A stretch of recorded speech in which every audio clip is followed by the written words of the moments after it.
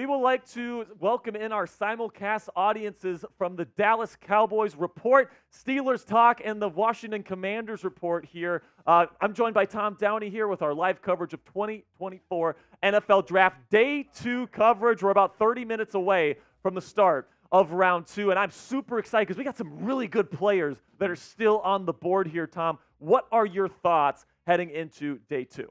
Curious to see how this receiver run goes. Yep. A lot of good receivers still on the board. And if whatever trades we end up getting in round 1. Absolutely. Or early round 2, I should say. Absolutely. Make sure you shout out your city down there in the comment section for me right now. We'll give some shout outs right now. So make sure you can let us know where you're watching the show from, because what's great about this community here from Chat Sports and it being on YouTube and on the internet is that it's truly an international community. There's people from all over the planet that watch this show. So let us know where you're watching the show from. We got Christina from Detroit. We've got Junior from Mexico. We got Cole Bridges from Oregon. We got King from Annapolis, Maryland. We got Lawrence from Ohio. We got Arizona SSC from Denver. We got Sports Talking Facts from Oklahoma. We got Yantan from Atlanta. We got Christian from El Paso, Texas. We got Arizona from Denver. Yekov from Allen.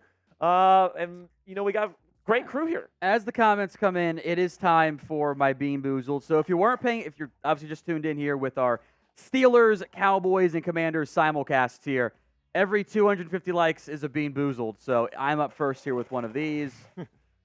What flavor? I have no idea what that is. I think this is either Tutti Frutti or Stinky Socks. Oh. But outside, it actually might be birthday cake or dirty dishwasher. I'm honestly not sure. Dirty dishes is not a good one, by the way. It's bad. It is actually. It's bad. All right, let's see what it is here. Good. Wait. I think it's Tutti Frutti. That's pretty good. Are you kidding me? I keep getting the bad ones. I think it's Tutti Frutti. I get barf. I get stink bug. I get the worst flavors. And this guy gets off the hook with like the 10% of the good jelly beans that are in those packs. That's pretty good. Are you kidding me? This is not. Yeah. Tom, did you get like a regular pack of jelly beans and fill I your had cup with the regular ones? ones? On Cowboys. Because I swear every single one of mine were bad. Suggestion, get good. I don't know what to tell you. Yeah, I guess I just got to pick better jelly beans. I don't know, man. That's crazy.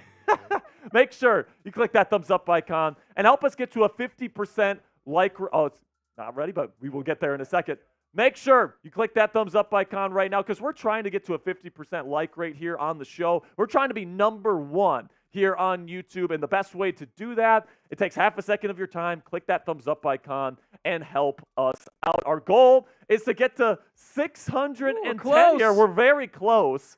Let's get there. If we get there, I tell you what, I'll get slapped in the face with a tortilla. He's scared of doing the Bean Boozled. He's scared of it. I would rather get slapped. Which, by the way, I would rather get slapped. Which, by the way, Sperry's going to step off here in about 12-ish minutes to go handle the Commanders stream. He's next up at 750 likes. So we can get him good and make him do a Bean Boozled before he leaves. No. It is up to you, the people.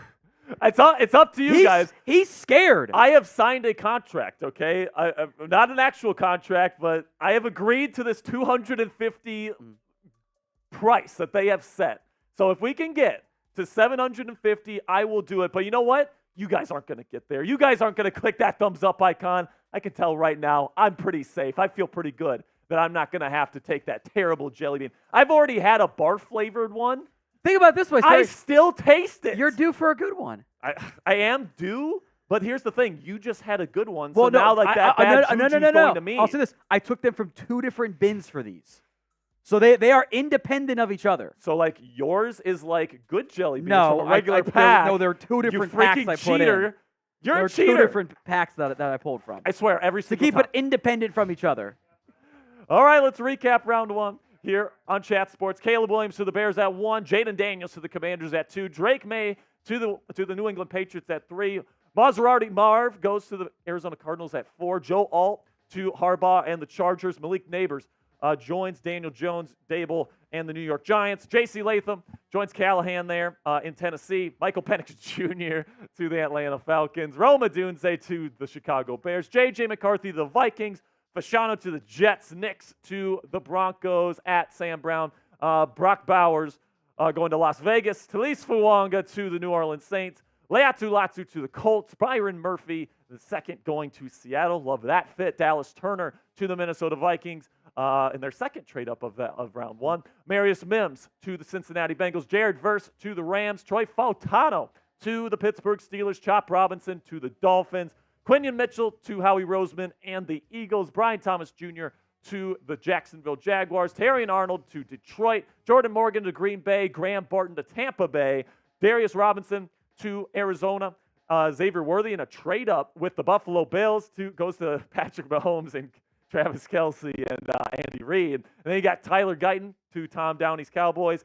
Nate Wiggins going to the Baltimore Ravens. Ricky Pearsall to the 49ers. And then Xavier Legette to finish things up with a trade-up from the Carolina Panthers and another trade down from the Buffalo Bills, who will kick things off in just a couple of minutes. Tom, break down your best available here, because it's a very interesting list of players that are still available. And I think as you'll see some players slide, in many cases this is going to be medical concern stuff that we knew about. You could see that for Johnny Newton coming off his own surgery. Kool-Aid McKinstry too. Ladd McConkey had injury stuff. Cooper DeJean has injury stuff.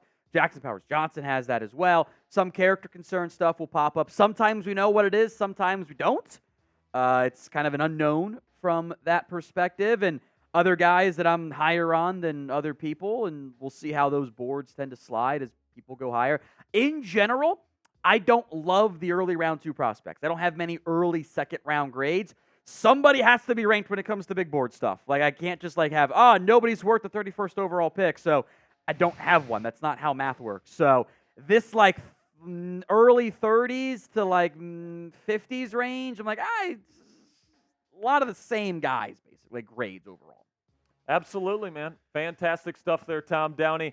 Best in the business right here, TD, here from Chat Sports. Biggest winner of the NFL draft so far. Let us know down there in the comments section. I'm interested to know who you thought was the biggest winner last night. And, I think the obvious answer is the Bears. But, who else is some of the bigger winners of the draft last night? I think teams like the Eagles, again, stand out as they somehow get another top 15 player to fall to them. I think the Bucs had a really good just standing pat, taking advantage of sliding players. A couple of those teams got offensive linemen, Jets and Saints, that benefited from certain teams. How could you not mention the Pittsburgh Steelers? We have the Steelers talk audience on here, and we landed Troy Fautano. I gave the Steelers an A2. There you go. All right, man. I love that pick, by the way. I cannot wait to see Fautano as the next left tackle of the Pittsburgh Steelers. Or is he a guard? No, I don't think he's a guard. Okay. I know you rank him as a guard, but the database is him a guard. I'm trying him a tackle first. Tomlin said last night they're playing him at tackle. So, all right, so let's give some shout-outs here. We got Hemina saying Vikings or Chiefs. Christian says Jacksonville Jaguars. BGN says Justin Fields for some reason. Aday says Troy. I don't even know who that said. We got Adventures says Falcons. Joe Johnson says Cardinals. Adventures often says Falcons again. I think there's just people trolling us by putting Falcons in the or chat. they're Falcons fans. That's totally fine. And maybe they like Michael Penix Jr. That's fine. We got Arizona saying the Broncos. So Sam Brown, congratulations. You are a winner, my friend, for getting Bo Nix at 12th overall. They're lying. Jonathan Taylor says, my couch. Whatever that means. I don't know, Jonathan Taylor. We got Joe Johnson saying the Cardinals. Cardinals is a good one, too. Cardinals, I agree. The best player in the draft at 4th overall. And I like Darius Robinson, too. Mm-hmm. He needs to develop a little bit, but he's huge, and he's a great run blocker. I think he's the best run-blocking defensive end in the draft, in my opinion. Then we got Ethan Penland. It says Broncos. There's a lot of Broncos in here, Sam Brown. So I think the Broncos were winners yesterday. What do you have to say? You need to be nice to Sam. you need to be nicer to Sam. No, I don't. I'm having so much fun. Okay, 250 likes. And by the way, he slaps me, all right? So this is just getting the pent-up anger going so that the slaps are even better for our viewing audience, okay? 250 likes is a Bean Boozled. 5 minutes before Sperry steps off, it's the last chance to get him going. You guys aren't going to get there, all right? You're just not. Everyone who's watching likes it. We make Sperry do another Bean Boozled before he goes. You're 150 likes away. There's no way you're going to get another 150 likes in 5 minutes. There's just no way that you're going to be able to do that, okay? So I'm not getting slapped. I'm not doing no Bean Boozleds, okay? You guys aren't going to get it done, and you, Tom Downey, are going to be doing the next Bean Boozled. Well, it would be Tyler. I'd pass it off. You'd pass it off. Yeah, if I just did the last one, someone else does it. If we get to 750, Tom. then I do the next one. Okay, Tyler'd be up next. Fair enough. You have done one already. That's just math. Okay, $5 Super Chat. We'll talk about your team. $10 Super Chat if you want to show the Lawnmower 5.0 Ultra. It's the Manscaped's latest edition. Shout out to Manscaped for sponsoring today's live stream, by the way. $50 Super Chat for Tortilla Slaps. Sam is pretty mad at me right now because I've been making fun of him for the Bo Nix Bo Nix pick literally for the last 12 hours, okay? So it's been a good time for me. So if you want Sam to slap the crap out of my face, send in a $50 Super Chat. He says he's mad, but he's not mad. He's just disappointed. That's perfectly fine with me. Okay, so now today's prizes on today's show. The raffle item, like we said, $10 Super Chat is the Lawnmower 5.0. And then the MVP is a rookie jersey of your choice for your favorite team, and it is the largest Super Chat. So right now, Fernando Martin is in the lead with a $100 Super Chat. So if you want to one-up him, you can go ahead and do that. All right, so we already did this one. Okay. So, listen, who was yesterday's? Is it Dibble? Is that his name? Mike Dibble. Mike Dibble, Browns fan, won yesterday's. But Browns didn't make a pick, so I guess we'll have to see who they pick today to see who Dibble's jersey is going to be. Atlanta, from the main channel here, says, can y'all bring back Thomas Mott and get rid of Jack? He deserves the bar flavor. He deserves the bar flavor. So I'm guessing that Atlanta isn't too happy with my analysis of the Michael Penix Jr. Probably not. Fair enough. Fair enough, Atlanta. But guess what? I'm not going anywhere. So yeah. Too bad. That's what you Too bad. You say too bad. We don't wife these 304s. What the heck is this name? What the heck is this name? It's from Cowboys. This is from Cowboys. It says we don't wife. Okay. Would you rather listen to draft coverage with Stephen A. and Carton? No, he changed the options. This is what he does. He always likes to ask different hypothetical questions. Answer here, I guess, is Stephen A. The answer is to jump out off the. The answer is again. Chat Sports. Thank you thank you, producer Jack. You listen to Jack Sperry and Tom Downey here on NFL Daily. That's who you listen to. Tim Stone, $5 Super Chat here, says, do you think the Cowboys will get rid of McCarthy and Dak if they don't go far in the playoffs? Tom, what do you think? At least one of them, and especially when it comes to the quarterback, it might not be their choice at that point. He might say, I'm out of here. Yeah. Okay. $2 Super Chat here. Double O Sports says, really like Guyton after watching his presser. Seemed like he handled it pretty well. Yeah, I mean, plus he's a Cowboys fan. Seems like he's a good guy, good kid, hard worker. So they develop talent well there. So I think that'd be good. $50 Super Chat from Sean Smith. Let's go. And he says, oh, man, so this means a slap. Oh, no. Well, he specifies the Lawnmower 5.0 in day 2. So I interpret that as Sean wants 5 entries into the Lawnmower giveaway. So, Sean, just clarify for me in the comments which one you preferred, slap or the Lawnmower. Oh, we can, why not both? BOPH, both. We can do both then. That's fine.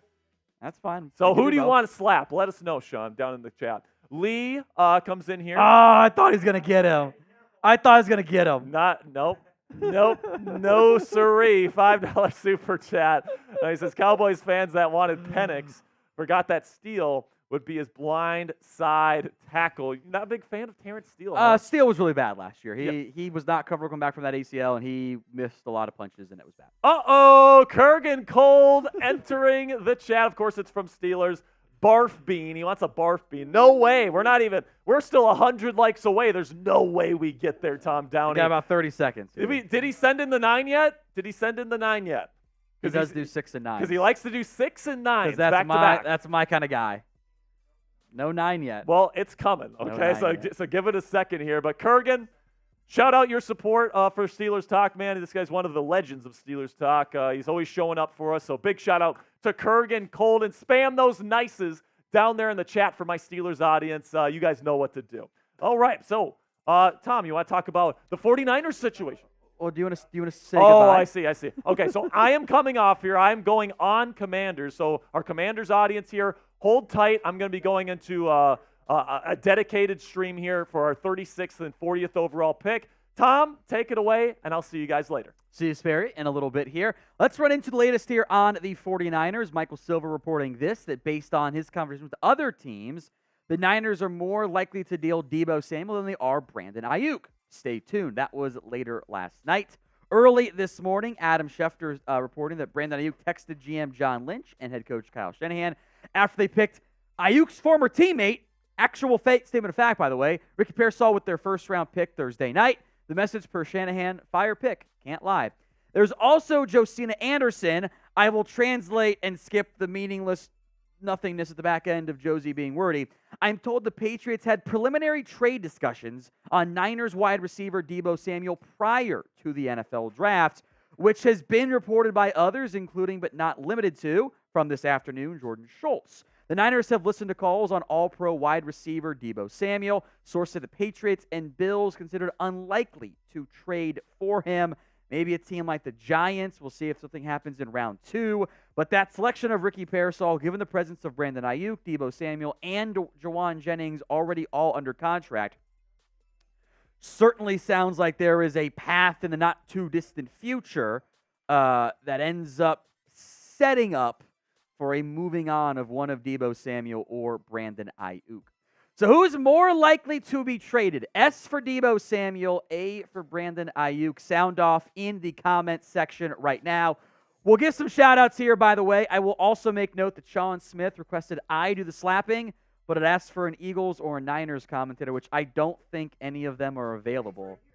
Unless you want to get slapped, Reed, the new guy who's an Eagles fan. That's up to you.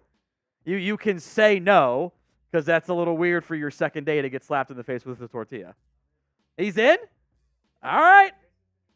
By the way, this is the new pin poll available on the Chat Sports stream. We are, of course, simulcasting on Commanders, Steelers, Cowboys, and the Commanders simulcast won't be available too much longer as Jack Sperry getting set up for that pick with the Commanders on the clock in the not-too-distant future. They've got a couple early second-round picks.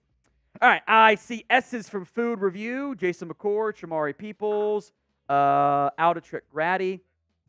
Food Review, Peyton Koopman says S to Dallas. I don't know, I'm going to tropes up there. Deebo to Carolina or Denver. That'd be fun. Clinton George says A for Brandon Ayuk. A from Dylan Seebeck. Deebo to New Orleans. S from Mike Dibble in there. Food Review, Jason McCord, Shamari, also. There's mostly S's in the comment section. 60% of the pinned poll here are voting for Deebo as opposed to Brandon Ayuk. So keep the comments coming in the comment section. Vote in that pin poll. With a quick word from our sponsor, Manscaped, on today's show. Every man knows how scary it can get when going for a close shave below the waist. That's why I and everyone here at Chat Sports trust Manscaped for our sensitive area. Call them what you want. It's knee knockers, golden nuggets, thigh slappers, something else altogether. Our friends at Manscaped refer to them as the boys. Not every man has kids like I do, but every man is responsible for the two boys below their waist, and you'd rather keep them well-groomed than a little bit unwell-groomed. For the basic trim, go with the Lawnmower 3.0 Plus, and then you can work your way up to the 4.0 Pro and the 5.0 Ultra. Get 20% off and free shipping with code CHAT over at manscaped.com/chat. That's 20% off and free shipping with that code CHAT over at manscaped.com/chat. For the best your boys have ever looked, trust Manscaped. Links in the comments and the description of today's live show. We appreciate Manscaped sponsoring us here at NFL Daily. And also Steelers Talk and the Cowboys Report with those simulcasts going on right now. It is time for the new guy, Reed, on day 2, to come on up here and get slapped. he agreed to do this. There are verbal contracts seen by many. If Reed, if you want to introduce yourself a little bit here real quick. Say hi to everybody. Let me just hold the mic. Oh, that's easier. I am Reed Barkus. I am the new Chat Sports employee and Fly Eagles Fly. There you go. So this one's for you, Sean. Let me adjust this headset so I don't pull it out there. So key thing, don't flinch.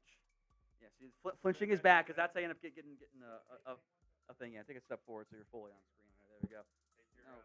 And what's that over there? Oh. There we go.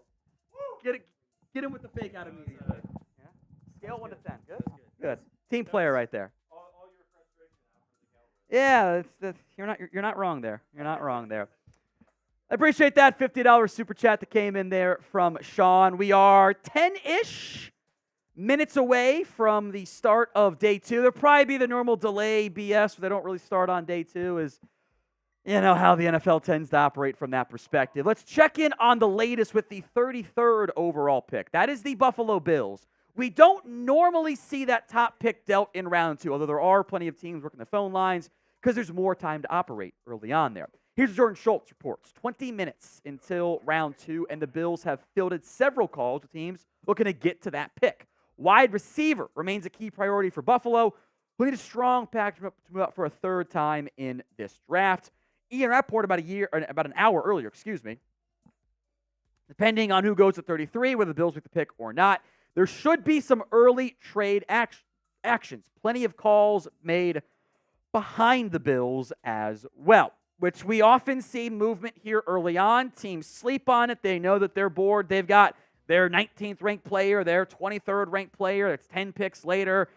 They're not loving the rest of the guys around them there. You can see teams get pretty aggressive in that general timeline.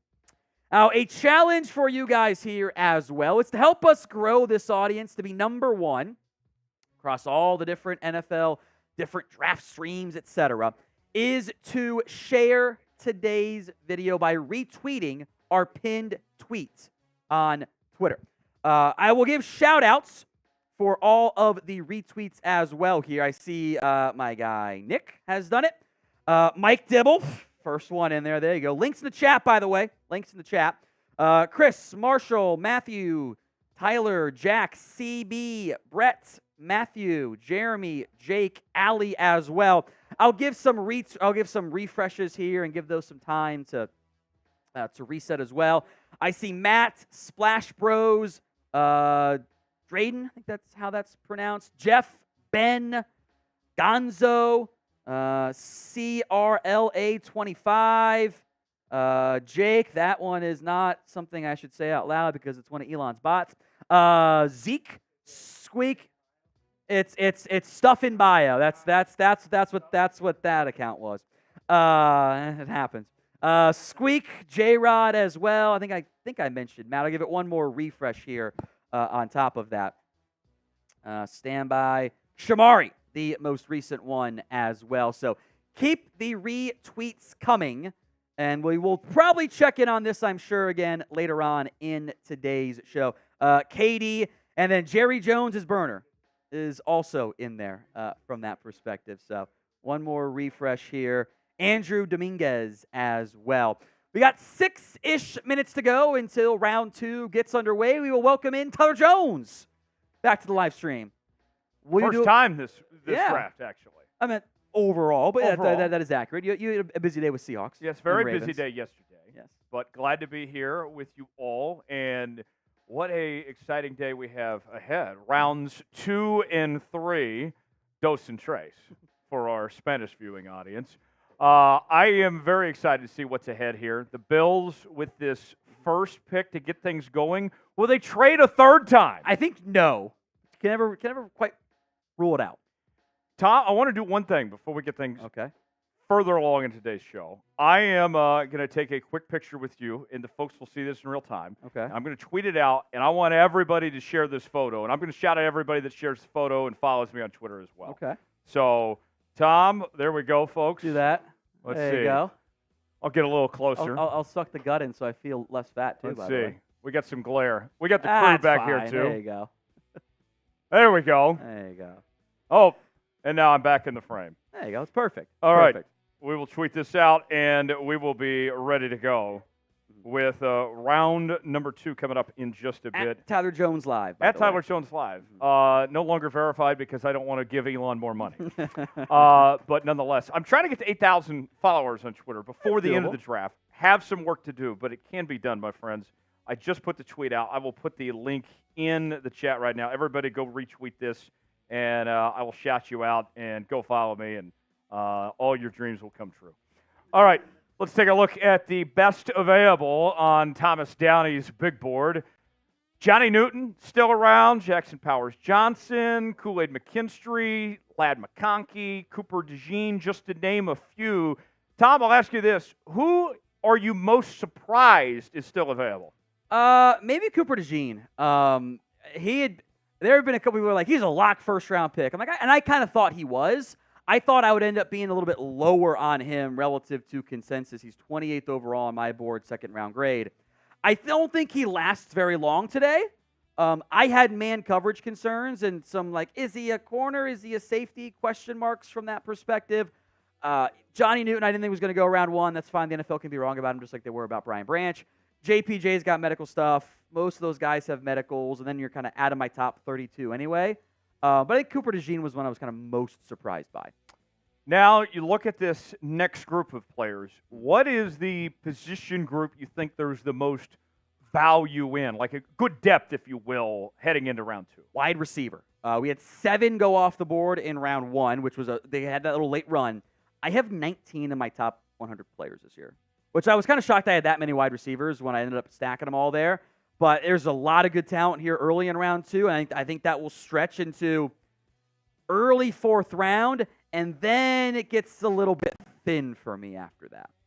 The thing that was interesting to me, too, is that some of the guys like Adonai Mitchell felt like I thought were much better than some of the guys that were taken last night, seeing how these teams actually view these players. Like Cooper DeJean, I thought was a lock to be a first-round pick. I saw him as high as like 16th mocked. Yeah. And ends up falling down here, and we'll see where he ends up going in the end. No, look, there's a lot of time when these guys slide. It's not about the film even. It's more like, there's this concern, there's this medical, there's this whatever off-the-field character, insert coachability, football knowledge, whatever stuff. He took a photo with that bong. Yeah, exactly, right? Stuff that we just don't know about that tends to drive down value a little bit. So it's always a little bit dicey. And sometimes we hear why. Sometimes like last year this time it was like, how was Darnell Washington available? He had a knee injury that was flagged that no one knew about until the day of. Want to make sure you guys subscribe to the channel as we're trying to reach our next milestone of 375,000 subscribers. We'll be live for the entire draft, but we're bringing you coverage all season long, all year long, here on NFL Daily by Chat Sports. We're live a couple times a week. You get Tom on Tuesdays, you get me on Thursdays. And for our Commanders audience that's about to get exclusive coverage there, subscribe here first with Chat Sports, and then enjoy yourselves with Jack Sperry and company here in just a few moments from right now. All right, we will reset. And we are live here on the Commanders Report with Day 2 coverage of the 2024 NFL Draft. The Washington Commanders hold 2 early picks in round 2 of this year's NFL Draft, pick number 36 and number 40. Of course, they took their franchise quarterback in Jayden Daniels last night. And honestly, guys, I went to bed last night, and I felt really good about that selection. I think that Jayden brings a very, very nice combination of mental processing and accuracy down the field and clean mechanics and great footwork. And then also he adds an element of dynamic playmaking to his game, where I really think that now you have a great head coach that I believe in Dan Quinn. You have a GM that really seems to know what he's doing, and Adam Peters. And now you got a quarterback that I think you can really build around in Jayden Daniels. And I do think he is going to bud into a star in this league. That is, if he can stay healthy. Welcome into our coverage, man. We're going to be here for quite a while here, breaking down the early picks of round 2. Of course, the 2 picks for the Washington Commanders. And we'll finish up with our segment here where we're going to be giving my official thoughts on the 2 official picks for the Washington Commanders. So to kick things off here, let's go over the best players available according to the other Chat Sports NFL draft analyst here at Chat Sports, and that's Tom Downey. Right now, Johnny Newton, the defensive tackle out of Illinois, one of my favorite players in this draft, is still available. I tend to agree with Tom that he is the best player available on the board right now. Jackson Powers Johnson, a center out of Oregon, probably not going to be considering him if you are the Commanders at this point, at least in my opinion. You got Kool-Aid McKinstry, who could be absolutely the pick at number 36. He would be a steal in the second round, in my opinion. I had a round 1 grade on him. Now, he had a little bit of a foot issue he had the Jones fracture during this draft process, but he had a really good pro day, ran in the 4.4s, which was good considering where he was supposed to be running. Some people thought he would run in the 4.5s. He had a good day at his pro day, and he's really good in press man coverage, and that's exactly what the Commanders want to do under Dan Quinn. Ladd McConkey out of Georgia. Would love to add Ladd McConkey as a slot option. He could play a little bit on the outside as well. Great route runner. Get Jayden Daniels another weapon. And speaking of weapons, Adonai Mitchell is still on the board. And I think there's a decent chance he's going to be available at number 36. Earlier today, I put out a Commanders Day 2 mock draft, which you can check out on the channel right now if you want to, where I had the Commanders taking Adonai Mitchell at number 36. He's 6'4", runs a 4.3, is a great vertical threat, and I just envision Jayden Daniels and that beautiful deep ball of his with the great touch he puts on that to Adonai Mitchell winning down the field. And by the way, I can see that with Terry McLaurin as well. So with a lot of really high-end picks on day 2 here, I think if Adonai Mitchell is there at 36, Adam Peters might see that as an opportunity to really cash in on a really nice value pick there. Cooper DeJean out of Iowa is still available as well. I think he's going to be maybe more of a slot corner, nickel corner, safety type. I think he can play outside corner if you absolutely need him to. But, man, he's just super versatile, great football player. Wouldn't mind if he's the pick at 36 either. Kingsley Suamatea out of BYU is an interesting player. I do think number 36, number 40. One of these picks is going to be a left tackle for the Washington Commanders. I'm not sure which one. There are some interesting options for them to consider. Suamatea is definitely among the best. Zach Frazier out of West Virginia is also a good player. Do we have more of the best available here? Can we continue this here? Because I want to talk about some other best options here for the Washington Commanders as we move forward. You look at Edgerrin Cooper, number 9 on Tom's big board right now. Mike Sainristil out of Michigan. Keon Coleman, another wide receiver option. I think Keon Coleman would actually be a really good fit with the Washington Commanders because he's a bigger receiver. We know that Washington's wide receiver core could use some more size. Now, Coleman doesn't necessarily have the quicks or the speed that Adonai Mitchell brings to the table, but he's a great ball winner, and he'd be a red zone threat. You got Cooper Beebe out of Kansas State as well, who's a really, really good player. Roman Wilson out of Michigan, wide receiver as well. I'm not sure if he's necessarily the best fit because I think Cliff Kingsbury might be looking for A, bigger receiver. Roman Wilson's not that, and B, somebody that's good after the catch for all the screen stuff and all the wide receiver short area stuff in the quick game that he likes to do on early downs. Roman Wilson is not really a true yak threat either, so I don't think Roman Wilson will be on the Commanders' radar. Troy Franklin is interesting, but I think he's a little bit more boomer bust. Braylon Trice out of Washington just wins on tape. Very violent player, can get pushed off the spot quite a bit in run defense, but he's a good player, and I think Washington might seriously be considering him early here in the second round. And then also Braden Fiske out of Florida State, a defensive tackle who I have ranked lower than Tom, quite frankly, and I just don't think the Commanders are going to be looking at defensive tackle. But those are the best players available, man, and thank you guys so much for joining our coverage of round 2 and 3 of the 2024 NFL Draft. If you want extensive coverage for your Washington Commanders all throughout the 2024 draft and all season long. I mean, our watch parties for Commanders games next year are just going to be absolutely electric. Watching Jayden Daniels spin that thing, run the football. I mean, it's just going to be must-see TV every single week to watch the Washington Commanders play football. And considering what we had to kind of endure last year with this football team, both offensively and defensively, that is a big, big change in terms of the box office effect that is now in place with Dan Quinn as the head coach, Jayden Daniels as the quarterback, some nice weapons on offense. Cliff Kingsbury is the offensive coordinator. So it's going to be a very exciting year no matter what happens for the Burgundy and Gold. We're going to be covering it every step of the way. Every time there's a big story, every time there's breaking news, whatever the case may be, we're getting a video out to you guys. So make sure you click that subscribe button right now if you haven't already. Okay, so we are getting real close to getting on the clock here for the Buffalo Bills at number 33 overall. The Bills traded down twice yesterday.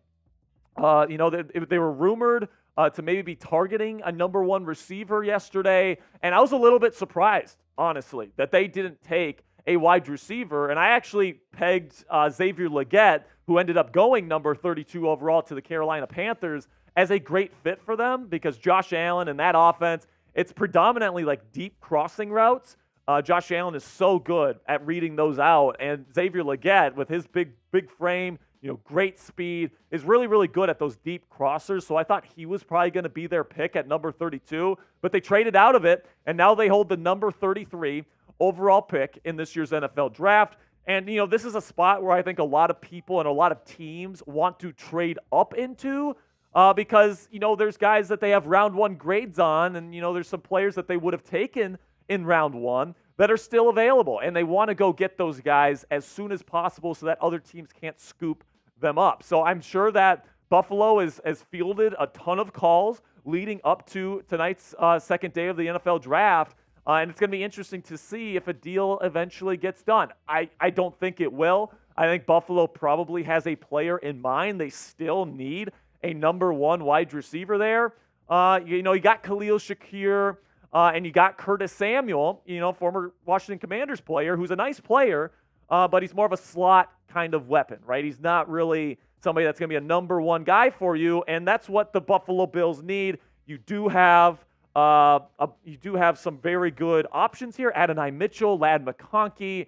And you lost Stephon Diggs, and who kind of reminds you of Stephon Diggs in this class? That would be Ladd McConkey, who is a great route runner. Now, I don't think he has the body control or the hands of a Stephon Diggs, but I do think that the route running is absolutely what the Buffalo Bills are looking for. So I would expect that this is going to be wide receiver, but they have traded down twice before. It's definitely possible that after an entire day of fielding trade calls here, that there's going to be a possibility for them to trade down and really collect a haul from somebody, especially with so many high-end talents. You got Johnny Newton, who I have ranked as a top 20 player in this class, and he's falling all the way down here to pick number 33. I'm sure there's a lot of teams that really need a 3-technique or a 5-technique defensive tackle that are trying to trade up for Johnny Newton at this point because he's such a damn good player, and there's just not that many truly impactful interior defensive linemen that you can get in the NFL draft this year, or any year for that matter. So I do think Newton is going to come off the board extremely quickly. Expect somebody to trade up for him or to just straight up take him in the early rounds. It looks like we got a super chat here from my friend Kurgan Cold. If we can put that up here, producer Tex, whenever you're ready. Right now they are getting ready to get on the clock there in Detroit. It's a lot of fun, man, the NFL draft. Football Christmas is here, man. It's absolutely fantastic. Buffalo Bills are going to be on the clock here. So we're going to go to the super chat here, Tex, and then we'll go through the second round draft order. Okay? So we'll get Kurgan Cold's super chat up on here relatively soon. Make sure you click that thumbs up icon if you haven't already, by the way. So here is Kurgan Cold. Says, sup, here to support the Commanders fans. Everybody shout out Kurgan Cold in the chat. Absolutely love it. Jai the Don says, I like Jack even if the haters don't. I mean, I don't really care what people think of me. I'm here to share my perspective. And if you don't like me, you don't like my personality, you don't like my analysis, that's perfectly fine. I mean, everybody's not for everybody, right? So I appreciate everybody that supports me, supports the Commander support. You guys are the absolute best. So thank you guys so much for the support that you've given me and to this channel. And a big shout out to Kurgan Cold. And by the way, Kurgan Cold, watch out for the $9 super chat here, Mr. Tex, because he likes to put $6 super chats and then $9 super chats to make those 69s. So it looks like we got the Michigan Wolverines with the national championship trophy coming on. Oh, yeah, just in a second. But we got the $9 super chat here from Kurgan Cold, if we can put that up there, Mr. Tex. Kurgan, you are the best, my friend. Everybody spam nice. Everybody spam nice in the chat for Mr. Kurgan Cold supporting the channel here. Big shout out to Kurgan. He's my guy. He says, you are the man. No, Kurgan, you are the man. Thank you so much for supporting me, supporting our channels here. You're the absolute best. All right, so now let's go over the first picks here in round 2 coming up. Yeah, that's fine right there. That's fine, Tex. So we'll go number 33, Buffalo Bills. Then you get the Patriots at number 34. The Arizona Cardinals are going to be at number 35. Then you get the first of the 2 first-round picks for the Washington Commanders at number 36. Now, that's going to be a very interesting pick because it's like, do you go offensive tackle after, I think it was 9 offensive linemen went in the first round yesterday, which is unprecedented, even for that position, which usually goes early. Do you get a wide receiver because some of the really good ones are still on the board? Do you go maybe edge rusher if there's one that you really like at this point? I don't know what the Commanders are going to do. I would guess it's either going to be wide receiver or offensive tackle. Then after this pick here, after number 36, we get to pick number 37. Who is at 37 this year? It's the Los Angeles Chargers as we push that across the screen there. Los Angeles is going to be picking 37. If Ladd McConkey is there, I think that is a match made in heaven. He's a great run blocker from the slot. I think Jim Harbaugh would really, really appreciate that. And replacing Keenan Allen, a really good slot receiver, great route runner with a guy like Ladd McConkey would be a dream for the Chargers. So I think if you want McConkey, you got to take him at 36. He's not going to make it to 40. Then we get to the Tennessee Titans, who will be picking number 38. The Carolina Panthers, who finished off last night's round 1 action with Xavier Legette at 32, will be picking at number 39. And then we'll finish out kind of our round of coverage here in round 2 with the Commanders' second round pick here at number 40 overall. So personally, guys, if a big-time receiver falls to you, I want to go with that at number 36. And then if, go Patrick Paul or Kingsley Suamataia at number 40, get somebody, at this point, like all the really good tackles are gone and off the board. At this point, you're going to have to take on some sort of a project if you are the Commanders. But I just don't think you can go into next year with Cornelius Lucas and Andrew Wiley as the bookends of your offensive line to protect, a skinny, spindly, potentially vulnerable Jayden Daniels in year 1 of his NFL career. Because make no mistake, man, Jayden Daniels is going to be this team's week 1 starter. Okay, plain and simply. That's what he's going to be doing. He's going to be out there week 1 as the starting quarterback of the Washington Commanders, led by Dan Quinn, their head coach. And, you got to have the best protection that you can possibly put in front of him out there on the field. And I think one of these picks has to be somebody that you believe in as a starting tackle in the National Football League. Maybe not like in year 1, maybe in year 1 he takes some lumps. He has to get better, all these different things. He gets better the more he plays. But you need somebody that you believe in long-term if you are the Washington Commanders at pick number 36 or 40. I think no matter what, though, you can't leave these first 2 picks if you're the Commanders without an offensive tackle. Okay, whether that's Patrick Paul, whether that's Kingsley Suamataia, whether that's Brandon Coleman out of TCU. I just want somebody that this team believes in to be the pick at offensive tackle, because I'm just not comfortable going with Cornelius Lucas and Andrew Wiley as the bookends tackles of this offensive line. I'm just not. And, I like Tyler Biadasz. I really like Sam Cosmi at right guard. But left guard is still a question mark. Right tackle is definitely a question mark with how bad Andrew Wiley played last year. And then Cornelius Lucas, I like him as like a swing tackle, but I'm not the biggest fan of his in terms of being a true starting left tackle heading into next year. So I think it's very interesting to see what the Commanders are going to do. Last night, the GM Adam Peters said that they actually attempted to trade back into round 1, I'm guessing for an offensive tackle, because there were so many of them coming off the board in night 1 that they're like, man, we got to trade up for one of these guys, probably Tyler Guyton, but he ended up going to the Cowboys, and just an opportunity didn't present itself for Washington to trade up. So we were right here on the Commanders board. I said, watch out for the Commanders to trade up in round 1, and they were trying to do that. If they would have had an opportunity, they would have traded up into round 1. Just the opportunity didn't quite present itself, so that ended up being the case. So here we go. The pick is in for the Buffalo Bills. Make sure you click that subscribe button right now. By the way, we got about 200 people watching live around the world right now. So click that subscribe button if you want extensive Commanders coverage every single day here in 2024. It's absolutely fantastic. What's that? Oh, and by the way, right now the pick that's on the clock is round 5, pick 160. So producer Tex needs to fix that. So I'm guessing that this is wide receiver for Buffalo. I would probably go with Adonai Mitchell here. That's what I would go with. Or Lad McConkey. Yes, that's the right pick. So if you guys don't know, first round, 10-minute clock for each team, okay? And that's why it takes so damn long on night 1 to get through 32 picks. But here in round 2, it's 7 minutes. And then in round 3, it really speeds up to 5 minutes. And then tomorrow, I think it gets down to like 2 minutes if I'm not mistaken. So right now, I'll give some shout-outs. I see Jai the Don is here. We got 7 PRS. We got Damien. We got CKC. We got Damien here. We got JG. We got Robert. We got Will. We got Julian. We got Kurgan. We got Denial. We got Wanna.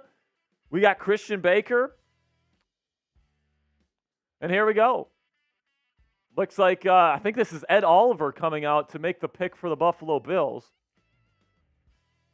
And here's the pick, Keon Coleman.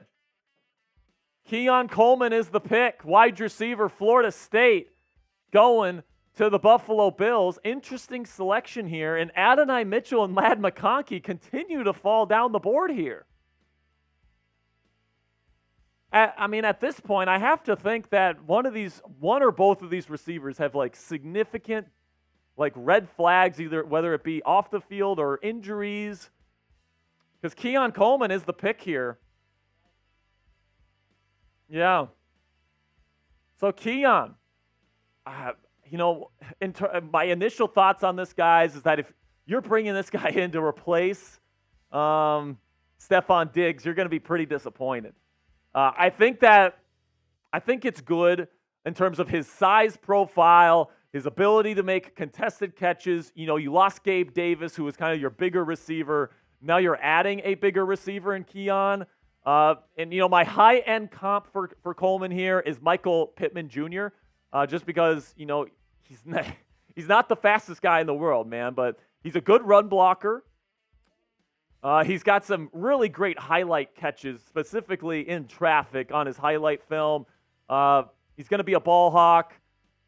But the route running stuff, he doesn't create a lot of separation. He can get bullied against press coverage at times. I think he's kind of a boomer bust kind of guy, in my opinion, Keon Coleman. He reminds me a little bit of Michael Pittman Jr., and he reminds me a little bit of Michael Thomas. Those are two really good receivers, but it's not every day that you have guys running in the 4.6s that end up playing really good high-end, number one receiver type football in the league. So we'll see how Keon Coleman plays. I thought he would have made a really good fit with the Commanders because they need a bigger receiver that can just be a true ball winner on the outside. NFL Network is comparing, is comping Keon Coleman to Mike Williams, which Mike Williams is way faster than Keon Coleman, all right? So I don't like that comp whatsoever. Make sure you click that thumbs up icon right now, man. We're getting close to the Washington Commanders selection at number 36. So if you're excited, we got over 200 people watching right now. We got only 47 people that have liked the show. So spam me in the chat if you have clicked the thumbs up icon. I'll give some shout outs to my guys here. Shout out to Eugene. Is there a trade? Chargers are moving up with the Patriots here at number 34. So what I think this is that this is for a wide receiver. Obviously, like I think a lot of Chargers fans were upset with the Joe Alt pick at number 5 yesterday because they need a wide receiver, right? You got rid of Mike Williams. You got rid of Keenan Allen. They have nobody. They have Joshua Palmer as their number 1 receiver right now. That's abysmal. Quentin Johnston, I guess you can maybe say, is their number 1 guy, but he had a really rough rookie season. So I think the Chargers are trading up here, and it's going to be Ladd McConkey. I had the Chargers trading up in my final mock draft to take Ladd McConkey, and that's who the pick is going to be here. And I've said it from the beginning. Ladd McConkey, comes out of Georgia where they really make their wide receivers run block. The Chargers are going to be a team that really wants to run the football and do all these different things in the run game. And Ladd McConkey not only brings you the value as a really good blocking wide receiver from the slot, but he's also arguably the best overall route runner in this class. Now, the fact that he's falling down here to 34 means that he might have not have interviewed all that well, or maybe there's an injury issue that wasn't reported. I think there has been an injury history with Ladd in the past, so that's probably what this was. But he is such a good fit for what the Los Angeles Chargers want to do, and they needed a big-time, receiver that can get open consistently. And he's a great replacement for Keenan Allen, who is getting a little bit expensive and a little bit old, all right? So you're getting the guy here that's absolutely fantastic for that franchise. And 2 receivers come off the board right away. So now it's going to be Arizona on the clock. They already took a wide receiver. So it's looking like Adonai Mitchell is going to be on the board for the Washington Commanders unless somebody trades up. So that's an interesting dynamic, man. Okay, so let's get some shout-outs going. Type me in the chat if you have liked the video. If you've liked the stream and you've helped us out today, I'm going to give you a shout-out today. Shout-out to Eugene. Shout-out to Jai. Shout-out to Kurgan Cold. Shout-out to Carolina Mapping. Shout-out to Mike Has Bad Knees. Shout-out to Dementic. Shout-out to Keeping IT. Shout-out to David Walker. Shout-out to 7PRS. Shout-out to Ramon. Shout-out to Jesse. Shout-out to Guy. Shout-out to Jasmine. Dougford. BMet. Got a good crew here, man. Got a good crew here for the Washington Commanders Report. And we're about to pick here at number 36. So make sure you click that thumbs up icon if you haven't already. Crab Cakes and Football. Like the video. Marvin. Gary.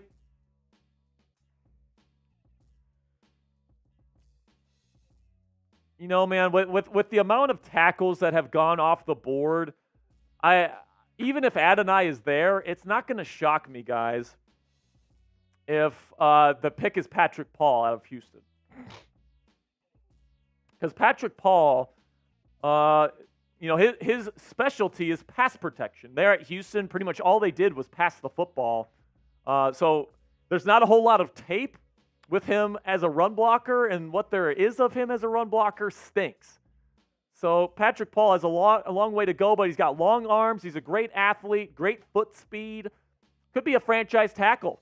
So, Commanders a rebuilding team. Maybe they don't need somebody that's truly ready to play right away. But right now, plain simply, if you're going tackle, you're not getting a guy that's truly ready to play, in my opinion. I mean, I like Javon Foster out of Missouri, who could probably be pretty decent for you right away.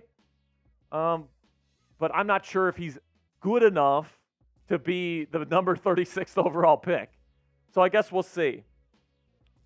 There's another trade. There is another trade. So these trades are coming up quickly here. It's going to be the Atlanta Falcons, where, of course, they're going to take another quarterback here because apparently they're just loading up that quarterback room. By the way, shout out to my girlfriend Cassie. If she's watching this here, she ran over some hot chocolate for me today because it's been a lot of talking here, producer Tex, over the last couple days here. So Falcons are on the clock. I'm not sure who this pick is going to be. Oh, man, there's a – oh, man. Yeah, there's a kid in the Falcons draft room that's rocking a Bijan Robinson Texas Longhorns jersey. Is this for Adonai Mitchell? I don't know, man. So they took Michael Penix Jr.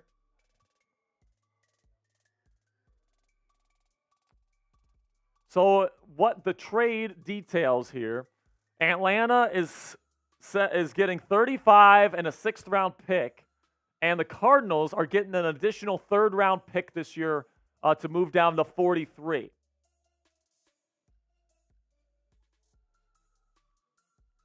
So I'm not sure who this could be for. Let me look at my notes for Atlanta. They need an edge rusher. So is there an edge rusher that they love at this spot? That's going to be the question. And I'm not sure if there's an edge rusher that I would take here, honestly. Like maybe Jonah Ellis out of Utah. I like him a lot. They're going defensive tackle Rook Orohoro out of Clemson. I think this is a little bit rich for him. He's very athletic, but I think you probably could have got him where you were originally picking.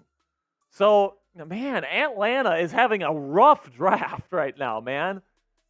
You pick Michael Penix Jr., who's probably not even going to hit the field for another 2 years with your first pick in a top 10 situation. And then you trade up for a player you probably could have gotten at 43, and you're giving up one of your day 2 picks to go get him. This is perplexing to me, man. This is perplexing to me. And now the Washington Commanders are on the clock. Spam who you want the Commanders to draft in the chat right now. Spam who you want in the chat right now. Is it going to be Patrick Paul? Could it be Kingsley Suamatea? Could it be Adonai Mitchell out of Texas? This morning, I put out a day 2 Commanders mock draft where I had the Commanders take Mitchell with the 36th overall pick. Gary Oak says he wants Kool-Aid. I would love Kool-Aid here. Samuel says, bring me Cooper DeJean. I would love Cooper DeJean here. Who else? We got Dougford in here. We got Dominic. BMet wants Kool-Aid. Ariel wants Adonai. It's going to be interesting, man.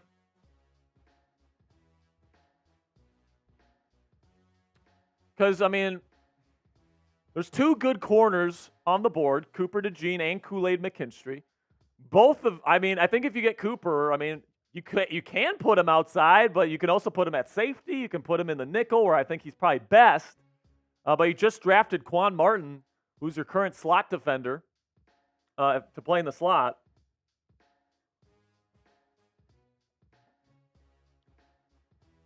Let's see. This is going to be an interesting pick, man.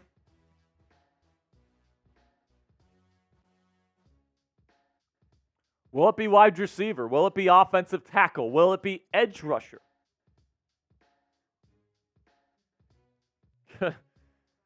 I mean, the trades have been coming in and just simply crazy.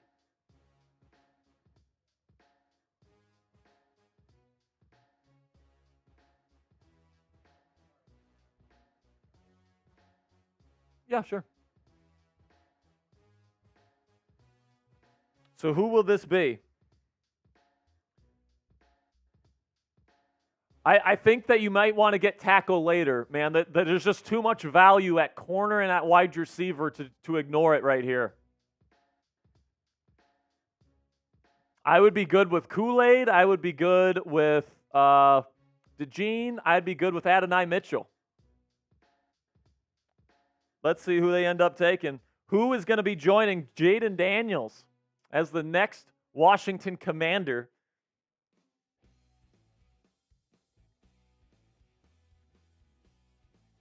Come on now. Come on, Adam. Make the right pick here. Make a good pick.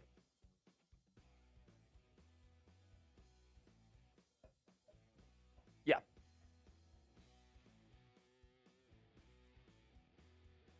Come on now.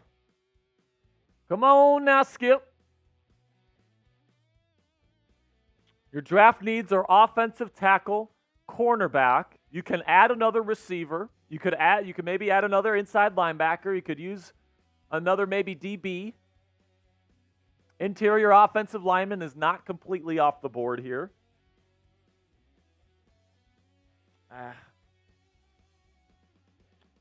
This is going to be an interesting pick, man. So we got Dolo out of the mix, says he wants Kool-Aid. Marvin Arthur says he wants Blake Fisher. Eugene says he wants Adonai Mitchell. Justin Lee says he wants Adonai Mitchell. Who do they take here? If it were me, I'd probably take Adonai Mitchell.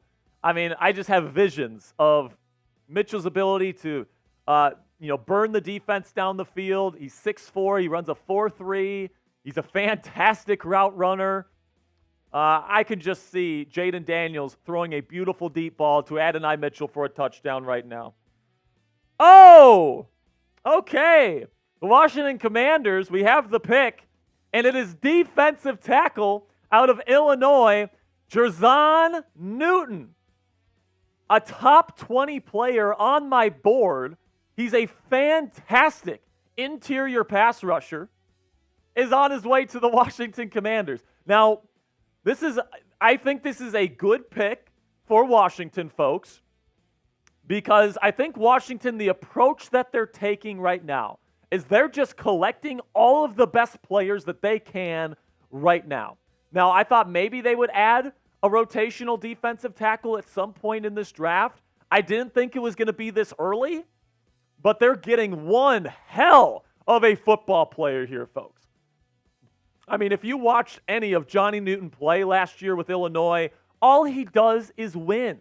All he does, he's got fantastic hand-fighting ability. He's really an impact against the run as well, despite being a smaller defensive tackle. My comp for him is John Randall.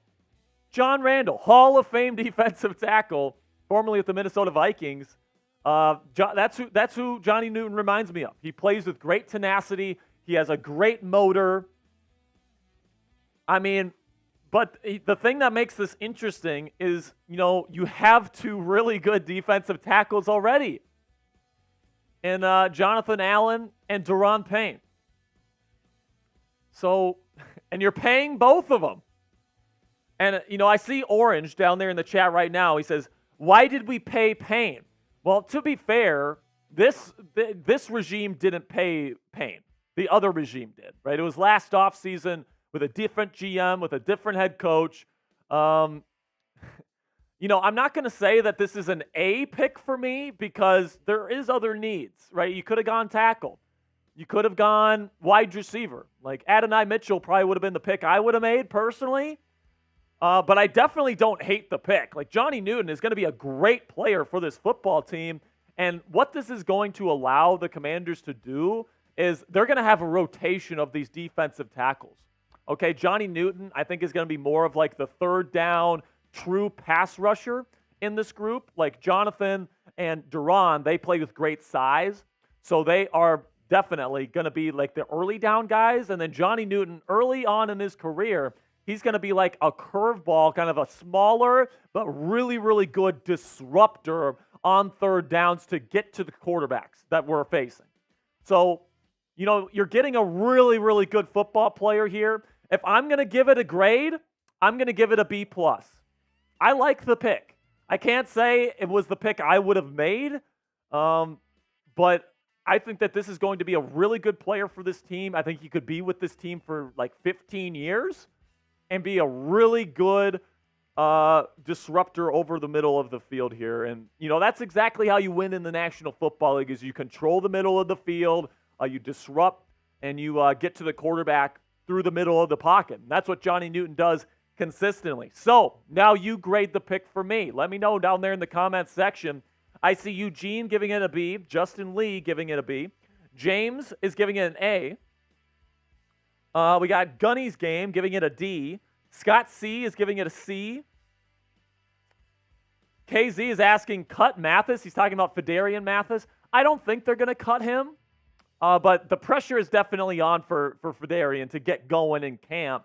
You usually hold on to, a good number of these big bodies, the fatties, so to speak. So I do think Fedarian will still have a role here, but it's definitely going to be diminished with Johnny Newton coming in. And he was the best player on my board. Like, overall, he was the best player available. So if you're somebody that preaches best player available, Johnny Newton was the right pick for you. Because he was the best. He's a top 20 player in this class, and you're getting him at number 36. So that's a really good value. Crab Cakes in Football says, don't like the pick. Waste of a second rounder.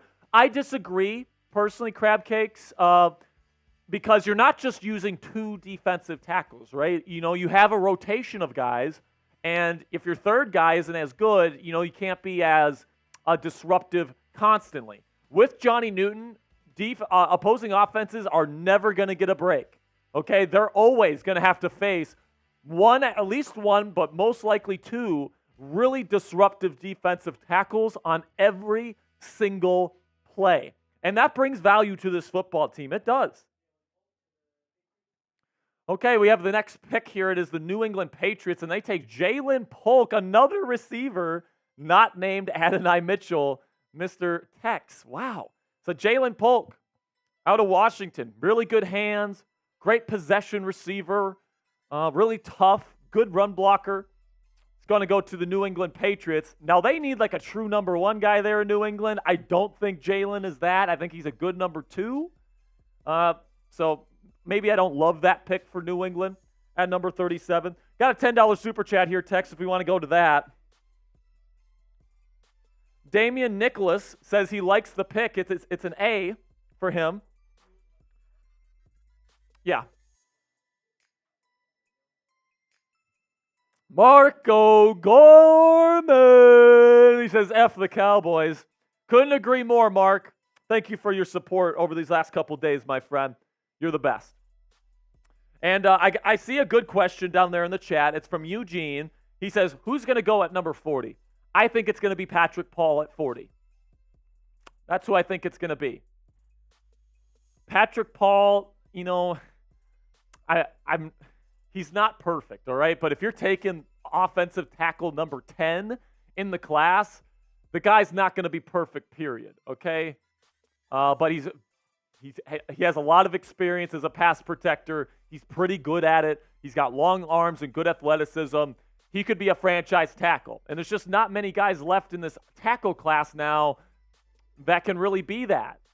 Kingsley Suamataia is kind of in that same vein. I like Patrick Paul a little bit more because I think he's better as a pass protector right now. But right now we got the Tennessee Titans on the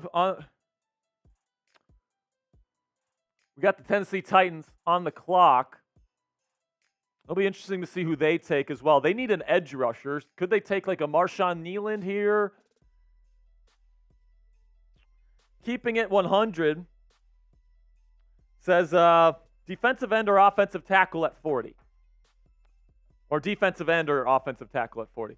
I could see it being Marshawn Nealand out of Western Michigan. He is a really good fit for what Dan Quinn and Joe Witt Jr. are going to want to do in this defense at edge rusher.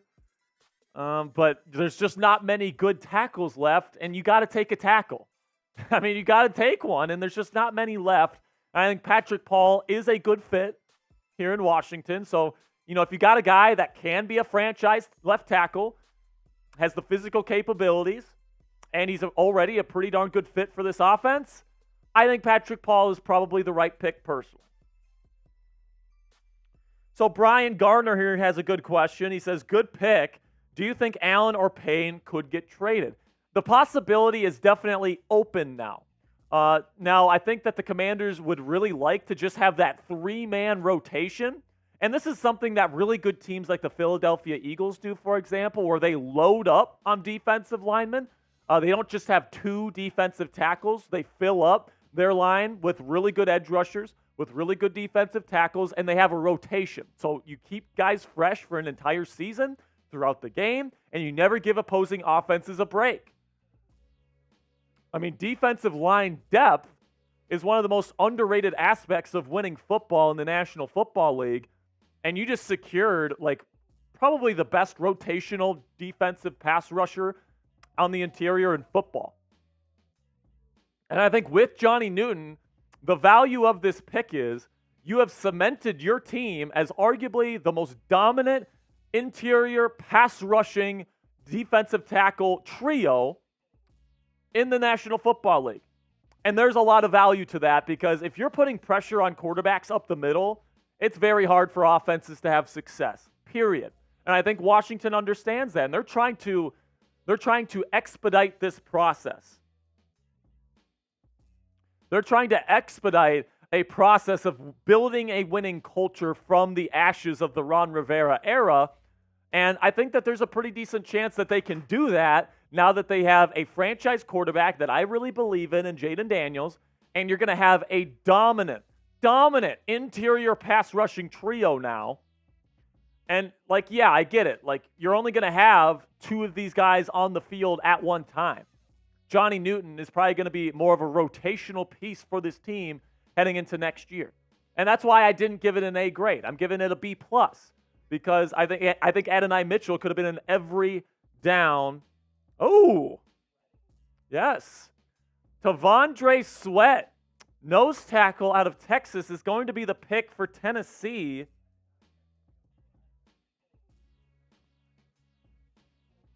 Wow.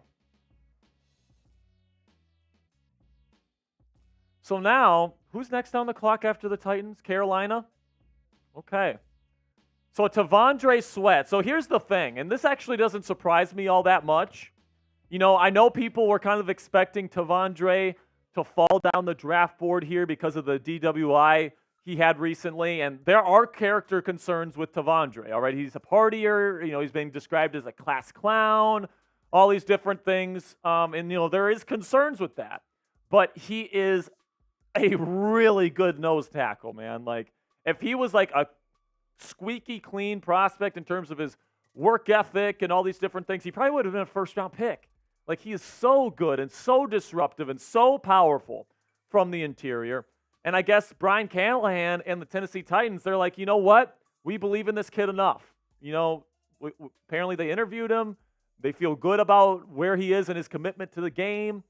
And, you know, I think this was earlier than I expected him to go. I probably would have said round 3, just because of all the off-field concerns with T'Vondre. But the on-the-field product, there's no joke. It's really, really good. So the Tennessee Titans just added a really good player. They needed an interior player like him. So good pick there for Tennessee. And I'm wishing T'Vondre the best of luck in the league because he's a really good player. And, you know, we want more good players in the National Football League for sure. So we got the Carolina Panthers on the clock. Carlo isn't a fan of the Johnny Newton pick. He says it's horrible. I disagree. I think that having really good depth at that position, not just really good, actually, elite depth at that position is a good thing for this football team because you're not going to be giving teams a break. You protect yourself against injuries, and you're just getting the best player available. You're getting the best player for your football team. And, you know, if the Commanders were ready to, like, compete for a Super Bowl right now, like, sure, maybe I wouldn't love this pick quite as much that they didn't address, like, a true need, right? But that's not the case here in Washington. You are rebuilding. And when you are rebuilding, you just need to get good football players in your building. And that's what they're doing here, and they're doing it at a position that's really, really valuable if you can play at an elite level that's interior pass rush. And they're doing a really good job right now. You got Jonathan Allen, you got Daron Payne, and probably eventually one of those guys is going to get traded or they're going to move on or whatever the case may be, and then Johnny Newton is going to be able to assume a full-time starter role. But as a rookie, you know, I actually really like that Johnny Newton isn't going to have too much on his plate. He's not going to have too much on his shoulders. I think that this pass rush is going to be really, really good. Everybody's going to be able to stay healthy. But now, now they just need to get some pass rush on the exterior at edge.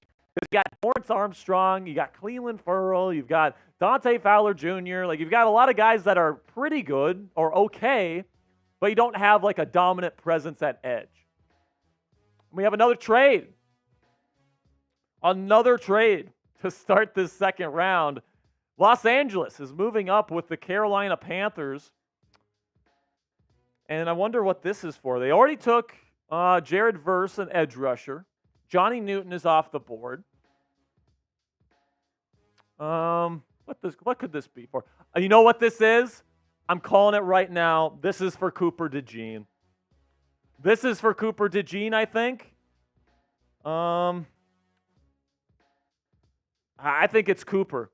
Because here's the thing. I actually had the Rams taking Cooper DeJean at 19 in my last mock draft this year. Because ever since Jalen Ramsey left, they haven't found somebody to play the nickel star position in their defense, which is a very key spot in these Fangio-style defenses. LA runs a Fangio-style defense there. And Cooper DeJean, I think, is perfect for that pick.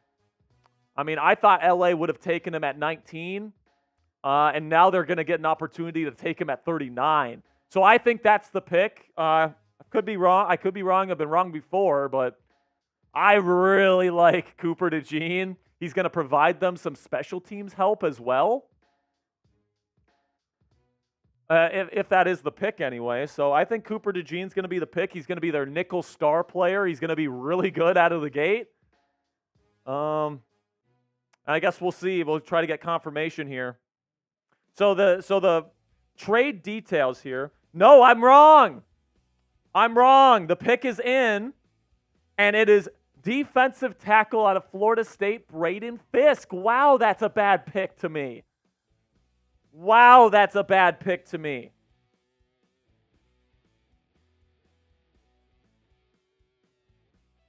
Jayden Fiske, man, he's undersized. He's got short arms. Now, he's got a great motor. He tested out of the gym at the combine. I get it, but and I know that Aaron Donald just retired, and they could use some more help at that position. And I guess he's going to fit in at 5 technique, which is like a 3-4 defensive end. I think that's actually a really good home for him.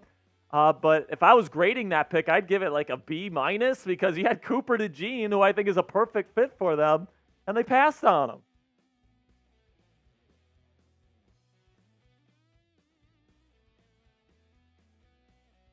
I guess I'm better than the folks here at Chat Sports, huh?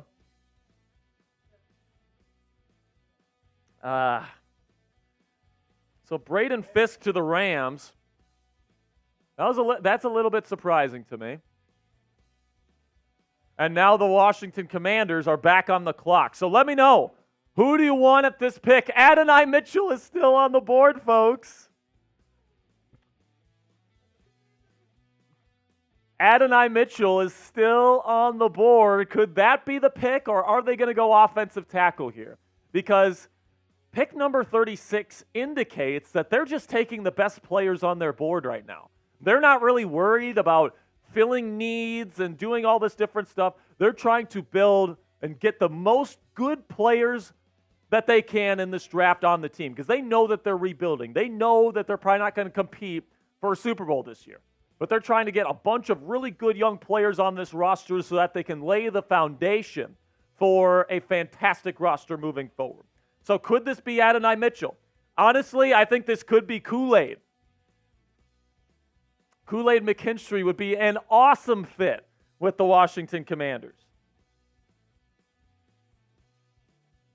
Honestly, I think Kool-Aid would be your number 1 corner next year. I mean, I'm hopeful for Emmanuel Forbes, but, I really like Kool-Aid McKinstry. I had a round 1 grade on him.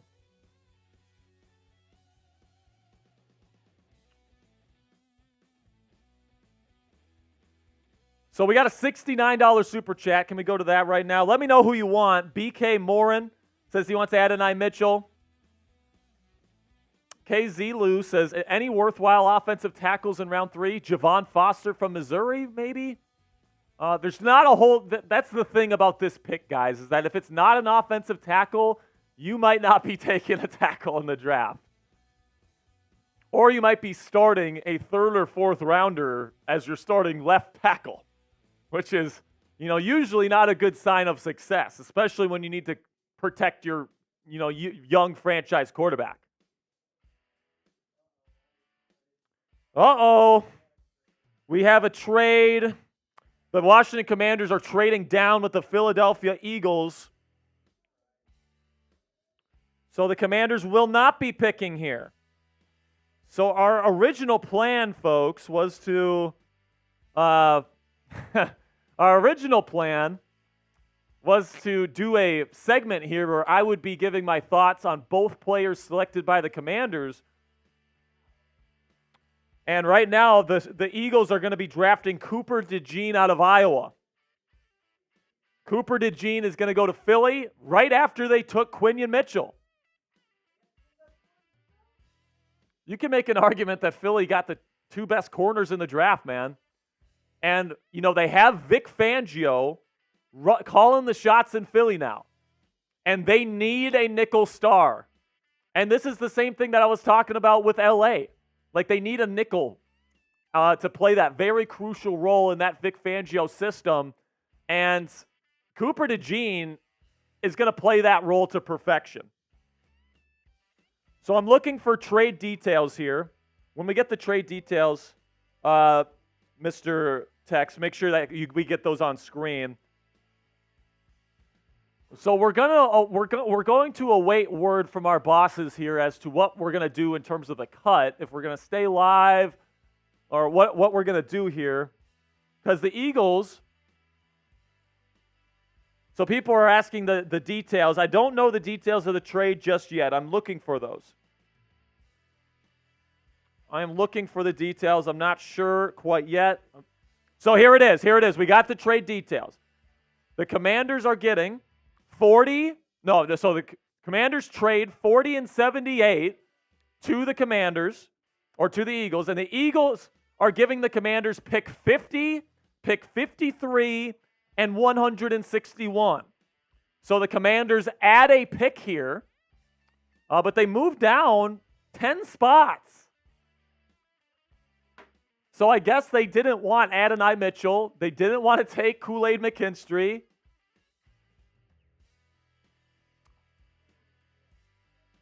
Yeah, ask Brett what he wants the plan to be. If he wants us to do a pick 36 cut, or if he wants to wait until they, because the Steelers pick at 51. We're gonna have to go to Steelers at that time.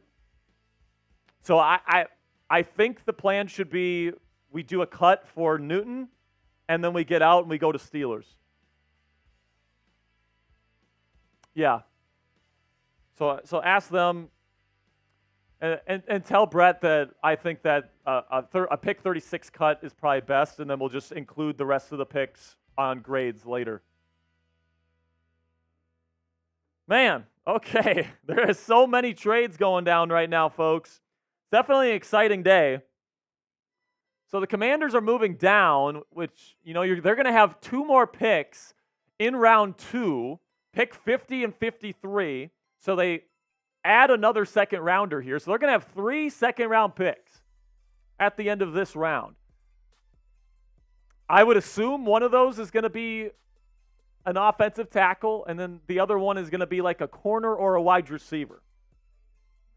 And then we got another trade. The Saints are moving up. I mean, it's just been trade-a-palooza to start today's show, man. This is crazy.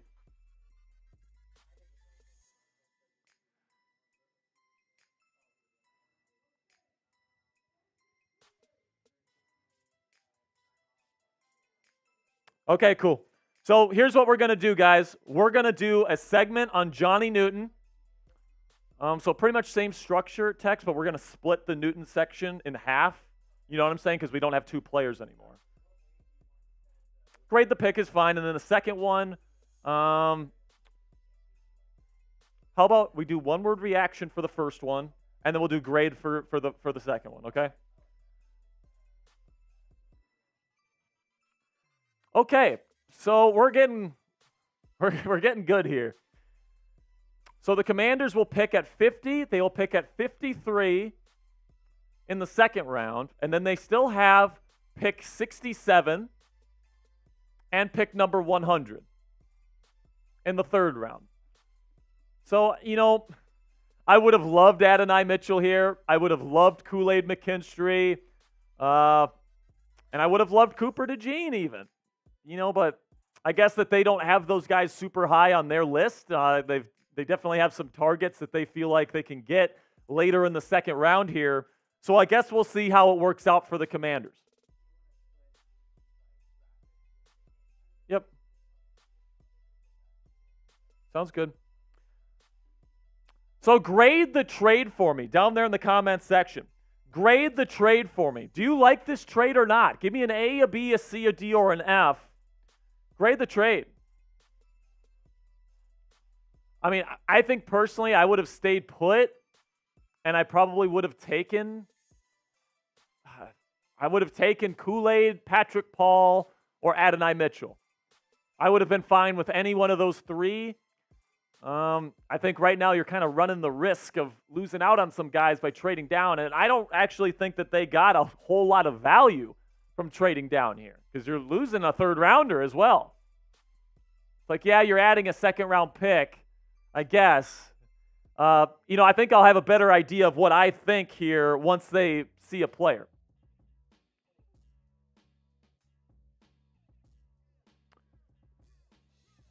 So the Saints are taking Kool-Aid McKinstry out of Alabama. So if you were hoping that Kool-Aid was going to fall to us at 50, that's not going to happen, it appears. Yep. Just let me know when it's ready. It's not a big deal. So, I think I'll have a better idea of my grade on the trade once we figure out who they end up targeting here, because they want two more second-round selections.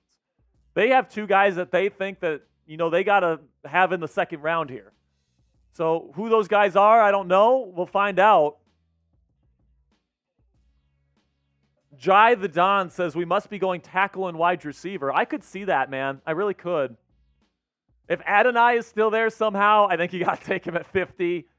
I just don't see any way that you don't do that. Maybe they're trying to get Johnny Wilson out of Florida State. That'd be an interesting one. Malachi Corley, I think, would be a really good fit for Washington.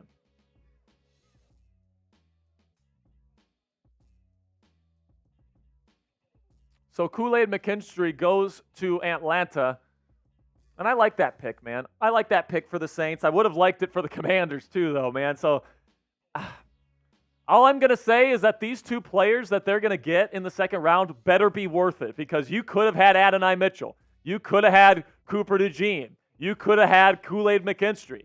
All right, so they better hit on both of these picks, or, my grade on that trade is going to be pretty low.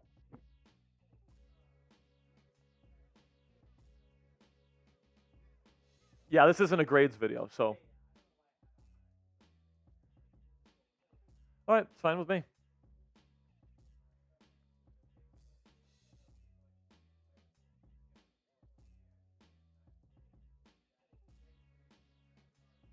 Yes. All right, we have our segment ready for Johnny Newton. So let's get it going right now. What we're going to do is we're going to get into this segment. I'm going to let you know my thoughts on taking Johnny Newton out of Illinois. And then after we're done with that, we're going to sign off and we're going to switch to Steelers. All right, the Steelers will be moving up. I will be reacting live to the Commanders' picks on Steelers. So if you want to join us over on Steelers after our cut here, you're more than welcome to do so. Okay, so Tex, are we ready to get things going? Okay. So whenever you're ready, make sure you push it. Johnny Newton going to the Washington Commanders. I'm reacting to it right now. With the 36th overall pick in the 2024 NFL Draft, the Washington Commanders selected Johnny Newton, defensive tackle out of Illinois. Now, at first glance, this might be a head-scratcher for Washington Commanders fans out there, because I know you're saying, we already have Daron Payne and Jonathan Allen, so why would they want to get a third interior pass rusher here? And today, I'm going to be answering that question for you guys. Make sure you click that subscribe button if you haven't already. We're going to be having breaking news coverage for every single pick of the Washington Commanders 2024 NFL Draft. That includes all 7 rounds, all 3 days. We're going to have you guys covered with all the action here during the NFL Draft, so make sure you click that subscribe button. So let's dive right into Johnny Newton here, where he's a little bit undersized for somebody that would be playing a 3-technique defensive tackle in the league, but I actually think he's going to be playing more of that 3-technique role in a rotational role here for the Washington Commanders. He's just over 6'1" and 304 pounds. So that is undersized, considered by most people for the position that he's going to be asked to play. Now, Tom Downey, our NFL draft analyst here at Chat Sports, he has a big fan of Johnny Newton. Jerzon Newton out of Illinois has him ranked as the #1 defensive tackle, even over Byron Murphy, who went 16th overall to the Seahawks last night, 15th overall prospect, and you're grabbing him here at number 36 overall. So this is a great value no matter how you slice it. But I understand some of the criticisms that Washington fans are giving to this pick, saying, it's not addressing a need. You needed a tackle. You needed an edge rusher, all these different things. But actually, I like this pick, I think, more than most, and I'm actually really excited to see what Johnny Newton is going to be able to do here with the Washington Commanders, and I think he gives this team a very specific type of value that is going to help this team be really dominant on the defensive side of the ball, especially up the middle and in the trenches. I'll be letting you guys know why I like this pick here in just a second, but let me know down there in the comments section, what is your one-word reaction to this pick? Is it something positive? Is it something negative? Let me know your one-word reaction down there in the comment section for today's pinned comment. We're going to be talking about our sponsor, GameTime, here in just a little bit. While I'm talking about GameTime, go down there in the comments section and let me know your one-word reaction. And GameTime is the sponsor of today's edition of the Commanders Report, and GameTime is the fastest and easiest way to buy tickets for all the sports, music, comedy, and theater in your area. Guys, I'm somebody that likes to get tickets last minute. I'm not somebody that likes to plan things in advance, but I like to go to MLB baseball games. I like to go to basketball games and hockey games with my friends, and I like to go to concerts with my girlfriend, right? So whenever I want to go to one of those events, all I do is I take out my GameTime app and I scroll through their app, super user-friendly interface. I find the game that I want to go to. I find the seat that I want for the right price. And the best thing about GameTime, guys, is that it's the lowest price guaranteed on any ticketing app out there. So I have the peace of mind of knowing I'm getting the lowest price on any ticket to any event. And it actually rewards me for being a procrastinator and waiting for the last minute, because GameTime has flash deals right before your event that drive the prices even lower the closer you get to the start of the event. So GameTime is the fastest growing ticketing app in the United States for a reason, and is the only ticketing app on the market that gives you complete peace of mind with your purchase. You can see the view from your seat before you buy, so you know exactly what to expect when you arrive, and tickets are sent directly to your phone instead of your email. Take the guesswork out of buying tickets with GameTime today. Download the GameTime app, create an account, and use code CHATSPORTS for $20 off your first purchase. Terms apply. Again, create an account and redeem code CHATSPORTS. It's one word, all caps. It's right down there in the bottom right of your screen for $20 off. Download GameTime today. Last minute tickets, lowest price, guaranteed. So let's take a look at what the Athletics' Dane Brugler had to say about the Illinois defensive tackle. He said, Newton's undersized, compact frame will be a turnoff for some teams, but he is tough to block one-on-one. Because of his gap quickness, natural power, and nose for the ball, he projects as a dependable starting 3 technique in the NFL. Grade, first to second round, number 28 overall. Now, I actually have Newton ranked higher than that on my board personally, but number 28, I mean, even then, it is a great value for the Washington Commanders here. So here were his stats last year with the Fighting Illini. And 52 tackles, 7.5 sacks from an interior pass rusher is pretty damn good, guys. 2 pass breakups, all right? So he's somebody that can get that paw up there and knock down passes, and he had 1 forced fumble as well. So now I want to talk about the value that I think Johnny Newton brings to this team and why I actually like this pick from the Washington Commanders. Okay, when you're looking at a guy like Johnny Newton, in my opinion, he was the best player available on the board at any position, all right? And this is a team here in Washington that's trying to add players that are good players, all right? Plain and simply, this is a rebuilding team, and you're trying to get the best possible football players in the building, and Johnny Newton was the best football player available. So you got your franchise quarterback in Jayden Daniels in round 1. Here in round 2, Johnny Newton, somebody that was probably very high on their board, was available at 36, and they decided to bring him in. And listen, man, Johnny Newton, he's going to be coming in as a rotational interior pass rusher on day one, and that is actually extremely valuable. And the reason why that's valuable is it's going to give Daron Payne and Jonathan Allen a bit of a break. It's going to keep them fresh, not only throughout the course of a game on any given Sunday, but also fresh throughout the entire course of a season. And you look at some of the best teams in football, San Francisco, Philadelphia, other teams as well, they like to load up on defensive tackle talent and edge rusher talent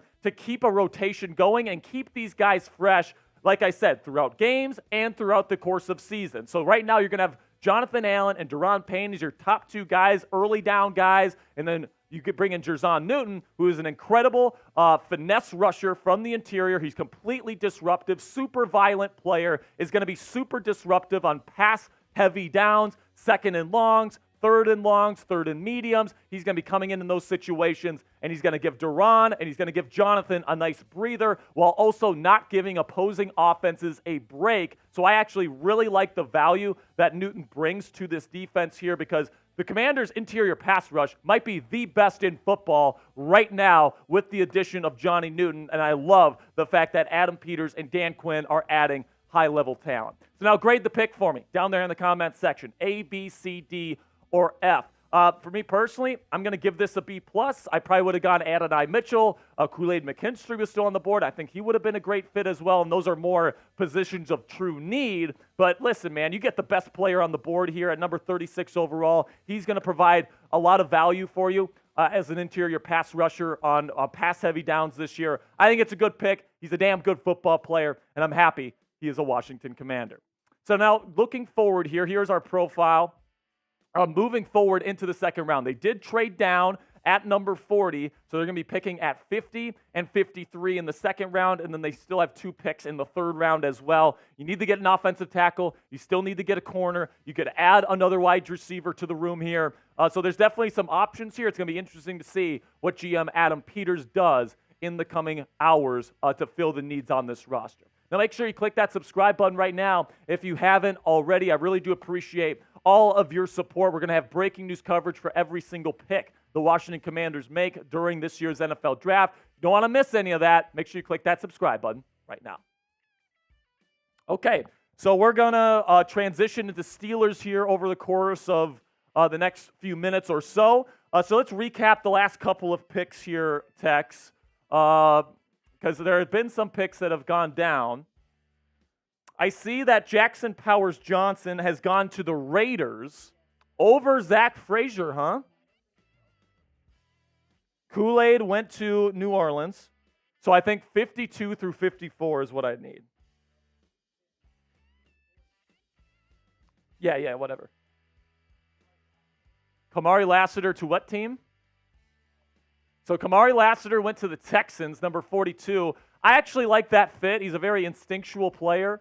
And, you know, he doesn't run the fastest, but the Houston Texans, they like their physical, instinctual corners. Don't hate that fit at all. Max Melton out of Rutgers, another corner, went off the board to the Arizona Cardinals. He's a pretty decent fit, but I'm surprised he went before Andrew Phillips from Kentucky. I think Andrew Phillips might be a little bit better than Melton, but I don't hate that pick. And then Jackson Powers Johnson, the center. And we still don't have Adonai Mitchell. And, you know, for the Steelers fans that are watching, I think Adonai Mitchell might be a Pittsburgh Steeler. I mean, are the Steelers going to just have another great player fall into their lap here? Can you check with Brett to see if Smitty is on his way over? Because Cut's done. We also have Edgerrin Cooper out of Texas A&M is going to the Green Bay Packers at number 45.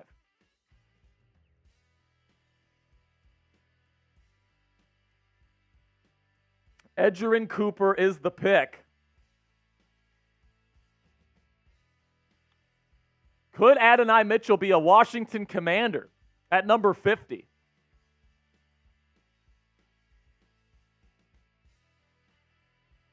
Kurgan Cold, I know he's a Steelers fan. He says he wants Adonai Mitchell to the Steelers. But, I mean, if he's there at 50 for the Commanders, I don't know if I'd say no to that, man. I would have taken him at 36. But, I mean, when you look at a guy like Adonai, like, he was somebody that had a lot of first-round buzz, man. Lots of people had A round one grade on him. Man, Jackson Powers Johnson, by the way, such a Raider. Such a Raider player, man. He's a dickhead. You know, he likes to run people over. You know, he is road grader. Like, he is perfect for that organization. Let me tell you. Got Brock Bowers yesterday at 13. Then you add Jackson Powers Johnson. It's a good one. It's a good pick right there. Jasmine wants Adonai Mitchell to the Commanders. It's definitely possible. Green Bay is taking Edgerrin Cooper, inside linebacker out of Texas A&M. He's going to help them quite a bit. So we got Indianapolis, New York Giants, Jacksonville, Cincinnati, and then Washington at number 50. So we still got 6 picks left until the Commanders pick. Actually, 5 picks, my mistake.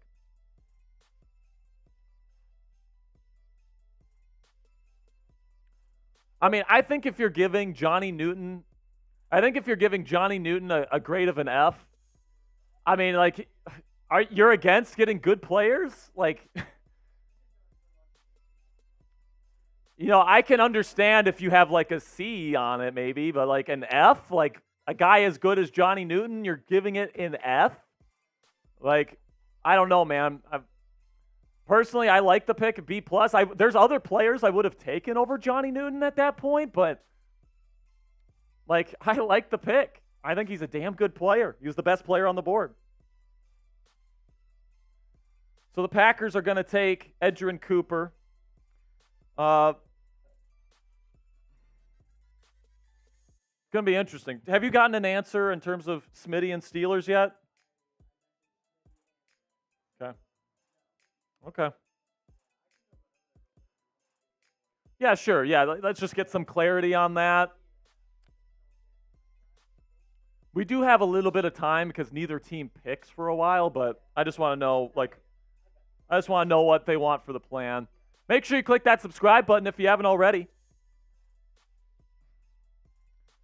We're going to be covering every single pick of the Washington Commanders live here at Chat Sports. We'll be putting out my official grades video. So all the players that the Commanders take today, I'm going to be doing my grades video. We'll go over Jayden Newton. We'll go over all the other players they take today. And I'll give my full grade for day 2, and we'll preview day 3 in a video later in today's coverage. In a little bit here, I'm transitioning over to our Steelers channel. So if you want my live reaction to who the Commanders take, not only at 50, but also 53, you can join us on that stream after we're done here. Another trade here. So the Carolina Panthers are moving up here at pick number 46, and they're going to take Jonathan Brooks, running back out of Texas. So they had Chuba Hubbard. They have Miles Sanders. Now they're adding Jonathan Brooks from Texas to Carolina. And I did not see Jonathan Brooks going before Adonai Mitchell.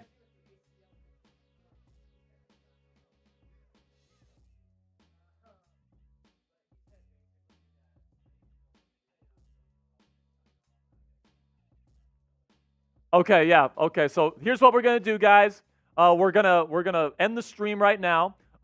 You guys can go over to the Steelers channel where we're going to be covering the Steelers picks. So we'll probably be going live by the time the Commanders pick. So if you want my live reaction to the Commanders picks at 50 and 53, go on over to the Steelers Talk YouTube channel right now and check out that live stream. Thank you guys so much for joining us here. Make sure you click that subscribe button for more extensive coverage on the Commanders throughout the draft. And until next time, hail to the Commanders.